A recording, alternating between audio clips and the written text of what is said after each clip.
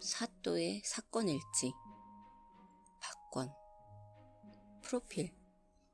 책은 읽을 줄만 알았던 새내기 작가.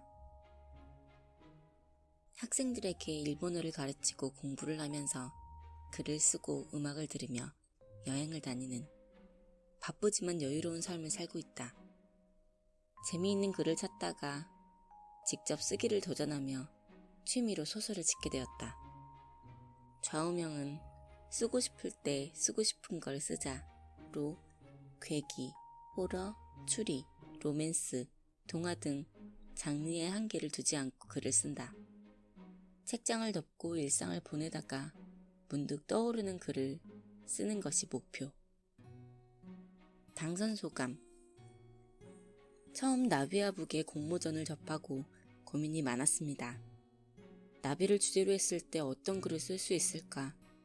든든한 지원군인 가족들과 함께 나비에 대한 이야기를 나누면서 다양한 이야기들이 나왔습니다. 쟁쟁한 아이디어들 중 나비 실종 사건은 새로운 도전을 하고자 쓴 글입니다. 지금까지 대부분 어두운 이야기를 써왔지만 봄을 상징하는 나비마저 어둡게 만들고 싶지 않아 동화를 쓴다는 느낌으로 소설을 만들었습니다. 따뜻하고 소소한 이야기에 공감해주신 나비와 북에 감사드립니다. 누구나 처음을 맞이합니다. 제 첫 소설을 나비와 북에서 멋진 작가님들과 함께 할 수 있어 영광입니다. 또한 이 자리를 빌려 소중한 가족들에게도 감사 인사를 드립니다.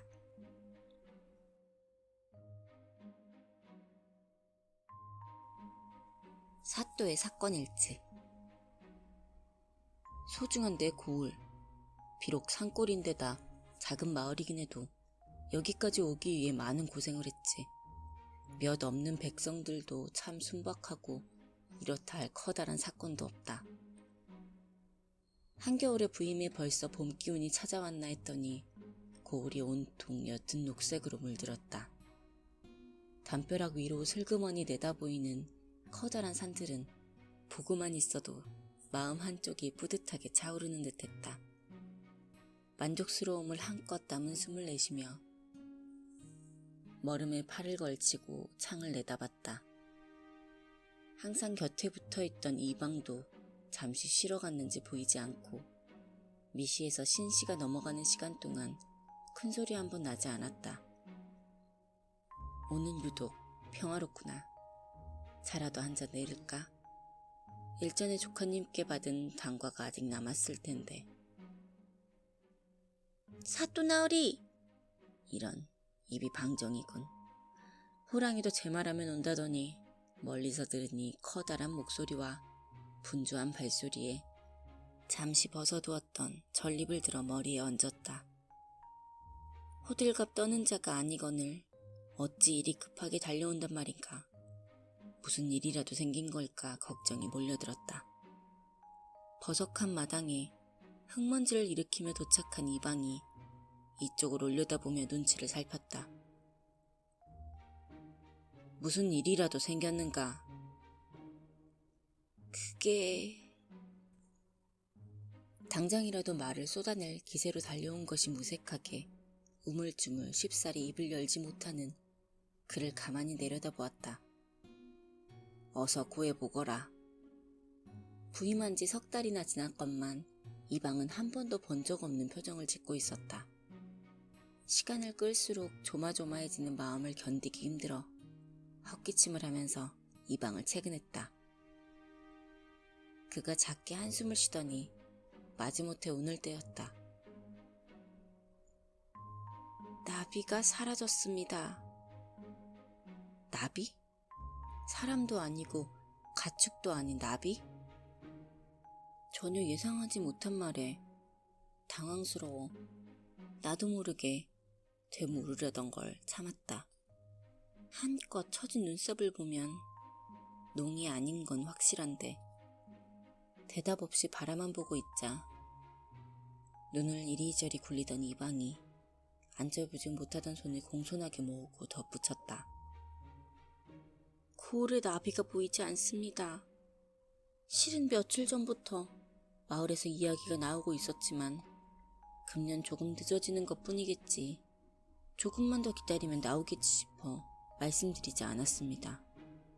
헌데 일이 약속이라도 한 듯 나비가 싹 사라진 봄은 처음이라. 만물이 살아나는 봄이 오면 꽃이 피고 나비와 벌이 날아다니는 것이 자연의 이치이거늘 나비가 날아다니지 않는다니. 이런 건 서적에서 읽어본 적도 없다. 이방이 다시 내 눈치를 살폈다. 마을에서도 이야기가 나오고 있다지만 이방이 일이 고할 정도면 소문이 이제 막 시작된 수준을 넘어 이미 파다하게 퍼져 있을 텐데. 처음 부임했을 때 젊은 사또가 왔다며 수군대던 백성들의 얼굴이 휙 스쳐 지나갔다. 이 문제는 어떻게든 해결해 보아야 한다. 이리 올라와 자세히 고해보게. 나비가 아예 날아다니지 않는다는 말인가? 이방이 허둥지둥 방 안으로 들어와 앞에 꿇어 앉았다. 이 고을에 오래 있던지라 백성들의 목소리를 생생히 전해주는 내 귀와 같은 자였다. 그가 잠시 기억을 되짚더니 고개를 끄덕였다. 예, 허나 처음부터 나비가 없던 건 아니었습니다. 그럴 것이다. 얼마 전까지 관아 담벼락을 넘나들며 팔랑팔랑 날던 나비를 본 기억이 똑똑하다. 나도 나비를 본 적이 있네. 저도 보았습니다. 그것도 꽤 많이 보았습죠. 헌데 요 며칠 마을 사람들 말을 모아보면 대략 나흘 사이 고을에 있던 나비가 전부 자취를 감췄습니다. 나흘? 예, 처음 제게 귀뜸을 한 건 동네 혼장 어르신입니다.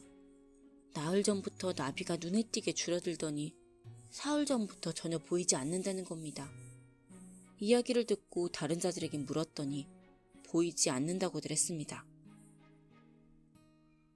나흘 사이에 대체 무슨 일이 있었단 말인가. 기억을 더듬어 봐도 요 며칠은 평소와 다름없이 봄 기운이 완연한 평범한 날들이었다. 처음에는 다들 눈치채지 못했습니다. 헌데 아이들이 노래를 부르는 걸 듣고 가만 보니 나비가 전부 사라졌다는 겁니다. 노래? 예, 저도 전에 들은 거라 자세히는 모르지만 나비가 날아갔다. 그래서 잡을 수 없다.